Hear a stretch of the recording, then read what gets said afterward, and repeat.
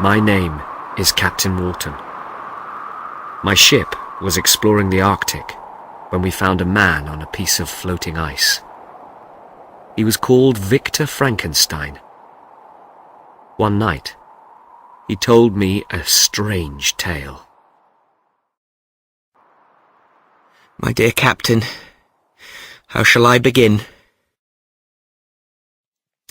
I grew up near Geneva. I was a happy child. My parents had 2 other sons, Ernest and William, and they took in an orphan, Elizabeth. When I was 17, I went to the University of Ingolstadt. A professor there inspired me to study chemistry. This changed my life as I became obsessed with the search for the secret of life. I worked day and night for 2 years, and finally, I found the secret. To test my discovery, I decided to create a new life in the laboratory.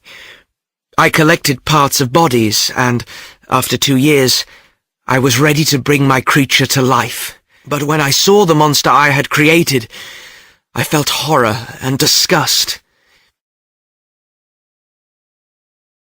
How can I describe the monster? You could see the muscles under his thin, yellow skin. His hair was long and black. His teeth were pearly white, but his eyes were watery and his lips black. When my friend Henry Clerval arrived, I said nothing about the monster, which by now had left my house. Henry brought news of my family. They were well and had taken in a servant called Justine. Imagine my shock when a letter arrived from my father. My young brother William had been murdered. I went to my parents' house. Just before I got there, I saw the monster running through the trees. I realized the monster I had created killed my brother. When I got to the house, I was horrified to discover that Justine, who had been found near the scene of the crime, was accused of the murder. I knew she was innocent, but could say nothing. She was hanged. Soon afterwards, while I was spending some time alone in the mountains, I met my evil creation again. The monster begged me to listen to his story. This is what he said. When I left your house, I came across a cottage and lived secretly in the barn, watching an old blind man and his children. I learned how to speak, and I realized how miserable I was. I had no family, no memories, no childhood.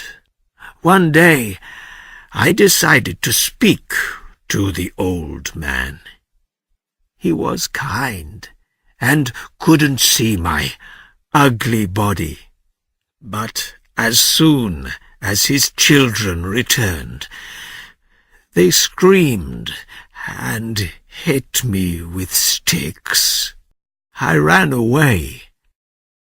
On one occasion, I saved a girl from drowning in a river, but when her friend saw me, he fired a gun at me.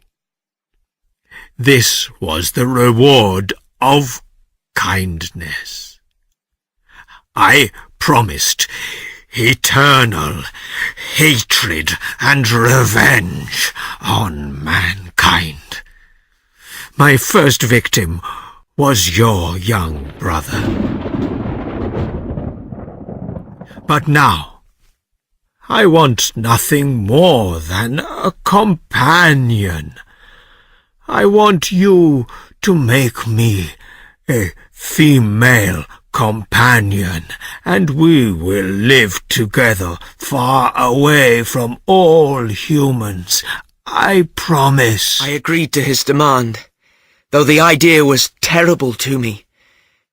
When I returned home, my father mentioned his wish for me to marry Elizabeth, whom I loved dearly.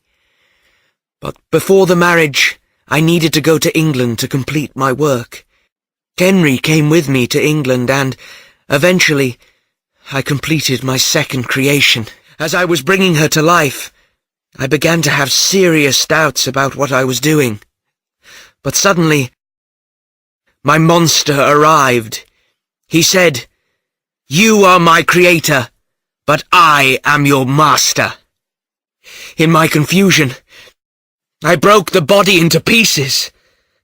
The monster left, saying, "I will be with you on your wedding night." The next day, the police arrested me. I was accused of the murder of a young man. They showed me the body. It was my friend, Henry. My monster had claimed his third victim. They put me in prison, but in the end I was proved innocent. On our wedding night, I was checking for the monster outside when I heard screams. I ran upstairs, only to find Elizabeth dead. The monster was at the window. He laughed before he ran off into the night. The destruction of the monster was now my only aim. I followed him all over the earth. The Mediterranean, the Black Sea, Russia, but he always escaped. He went north.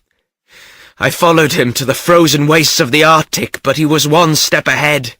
I was drifting on a piece of broken ice when, dear Captain, you found me. I am dying. Please believe my tale, and promise me you will do all you can to kill this monster. Those were his last words. He died in my cabin. I went out, and then I heard strange noises. When I returned to my cabin, I saw the monster, a horrible creature, kneeling next to Frankenstein and crying. He told me how miserable he had been and how guilty he felt. He wanted to die, and assured me he would destroy himself. Then he jumped out of the cabin window onto the ice and was taken away by the waves into the darkness.